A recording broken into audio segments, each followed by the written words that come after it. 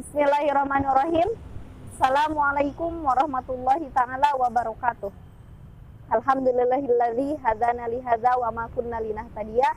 Asyhadu an la ilaha illallah wahdahu la syarikalah alladzi la nabiyya ba'dah. Hai sahabat Damar, bagaimana kabarnya? Semoga sedang dalam keadaan baik dan selalu Allah limpahkan kesehatan dan rahmatnya. Amin Allahumma amin. Untuk hari ini saya akan menjelaskan 3 amalan di bulan Ramadan. Yang pertama adalah meningkatkan sholat. Kenapa sih kita harus meningkatkan sholat? Menurut sahabat Damar, kalau sholat wajib itu apakah sudah cukup?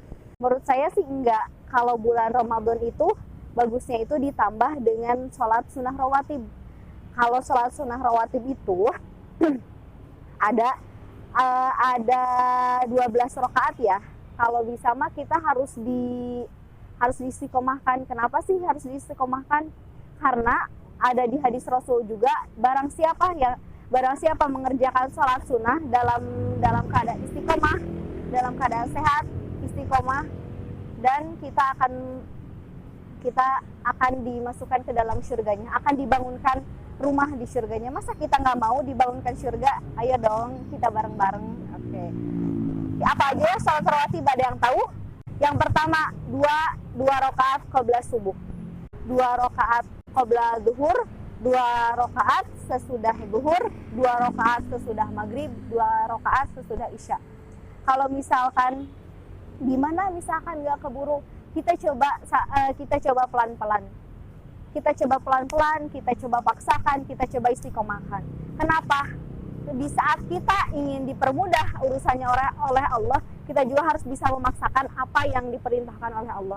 Mungkin terlihat sunnah, mungkin terlihat kenapa sih harus kok sunnah juga harus dilakukan. Justru di saat kita melakukan sunnah, kita akan dimudah. Di saat kita melakukan sunnahnya, pasti kita akan merasakan ketenangan.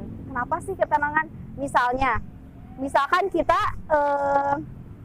sholat duha. Biasanya kita suka sholat duha, misalkan jam 8. Di saat kita mau berangkat ke kantor atau mau kuliah, mau kerja, di saat jam 8 itu masih di jalan, ternyata ada orang yang ngasih tahu di situ macet banget misalkan. Nah, terus ada yang ngasih tahu, Pak, jalan sini, teh jalan sini, Kak, jalan sini aja. Nih, ini jalan yang nggak macet, di sana macet. Itu sama aja pertolongan Allah untuk kita secepatnya mengerjakan sholat duha. Oke. Nah, kenapa sih rawatib aja banyak kok sholat sunnah yang lain, sholat duha, sholat tahajud, sholat taubat, sholat hajat, masih banyak lagi. Yang kedua, berinteraksi dengan Al-Quran. Kenapa sih kita harus berinteraksi dengan Al-Quran? Justru di saat bulan Ramadan itu pahala kita dikali 2 kali lipat.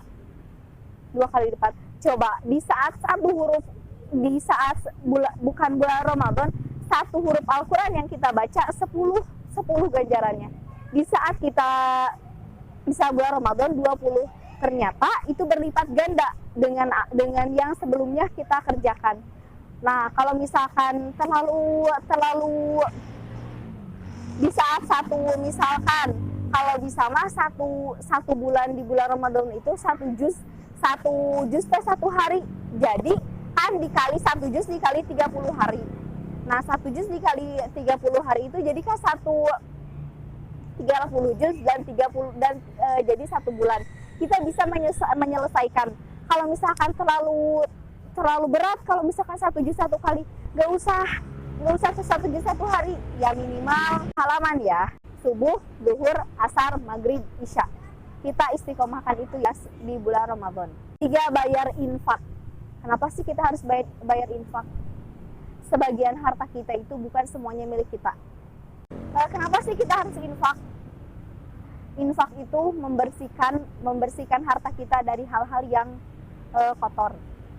Kita harus infak. Kalau misalkan di bulan Ramadan itu zakat fitrah, infak juga, iftar juga. Nah, kalau iftar itu apa? Ada yang tahu iftar?